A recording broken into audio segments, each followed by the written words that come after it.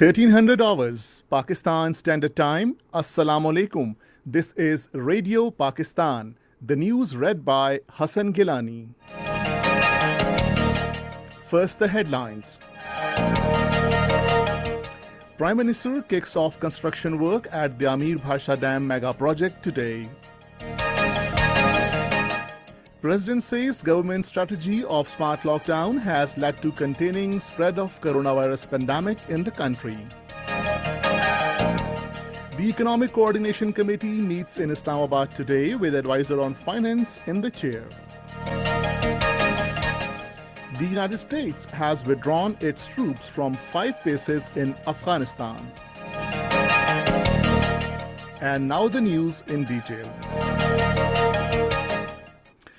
Prime Minister Imran Khan arrived in the Amir to kick off construction work at the Amir Bhasha Dam mega project. He is being briefed on the progress in the work on the Amir Bhasha Dam project. Earlier in a tweet, Chairman CPEG Authority, Lieutenant General retired Asim Salim Bajwa said the dam, a water reservoir of 6.4 million acre feet, will add 1.2 million acres feet of water for agriculture.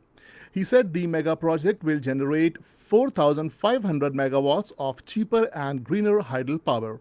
Asim Salim Bajwa said the project will also create 16,000 jobs beside giving a boost to power, steel, cement and construction industries. Prime Minister Imran Khan, on behalf of the government and people of Pakistan, has expressed solidarity with Turkey on its Democracy and National Unity Day being observed today to honor the martyrs of 2016. In his message addressed to President Recep Tayyip Erdogan in this regard, he said Pakistan continues to stand by Turkey and supports its efforts to address the threat posed by Fethullah Gulen terrorist organization. He said 4 years ago on this day, the Turkish people displayed their characteristic resilience and legendary bravery to defy the forces of darkness targeting Turkey's peace and stability as well as its democratic institutions. The Economic Coordination Committee meets in Islamabad today with advisor on finance Hafiz Sheikh in the chair. The meeting will discuss economic affairs of the country. President Dr. Arif Alvi says the government strategy of smart lockdown has led to containing spread of coronavirus pandemic in the country. He was speaking at an MOU signing ceremony of high-speed mobile broadband launching project in Islamabad today. The president said the world has emulated Pakistan's smart lockdown strategy against COVID-19. He said the government is simultaneously fighting on the fronts of economy and health in the wake of coronavirus outbreak. Dr. Arif Alvi said Pakistan is fast adopting modern technology. He said access to broadband throughout Pakistan is very important. 172,810 patients have so far recovered from coronavirus across the country. According to the latest statistics, 2,165 new coronavirus cases were reported in the country during the last 24 hours.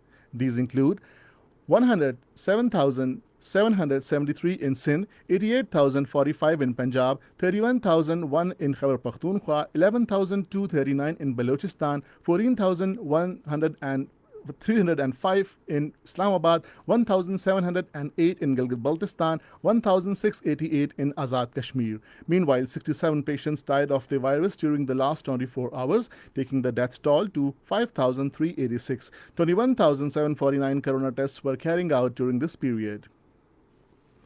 The number of coronavirus cases across the world has risen to over 13.4 million, while the pandemic has so far claimed more than 581,300 lives so far. The US is the worst hit, where the cases have mounted to over 3.5 million and death toll reached 139,000. In Brazil, over 1.9 million cases and more than 74,000 deaths have been reported so far. The United States has withdrawn its troops from 5 bases in Afghanistan and reduced the size of its forces as part of the agreement reached with Taliban. Chief Pentagon spokesperson Jonathan Hoffman in a statement urged all sides to reduce violence and embark on an intra-Afghan negotiations capable of achieving a negotiated and long-lasting peace in Afghanistan. Meanwhile, Taliban Meanwhile, 5 Taliban were killed and 6 others injured in an armed clash with security forces in Kunduz province today. China has urged United States to stop interfering in its internal matters. The Chinese Foreign Ministry in a statement said that Beijing will impose retaliatory sanctions on U.S. citizens and entities after U.S. President Donald Trump signed an order to end preferential treatment for Hong Kong. And this is the end of the news. For more news and analysis, log on to our website radio.gov.pk and also watch live video streaming of our bulletins on the link facebook.com/Radio Pakistan News Official.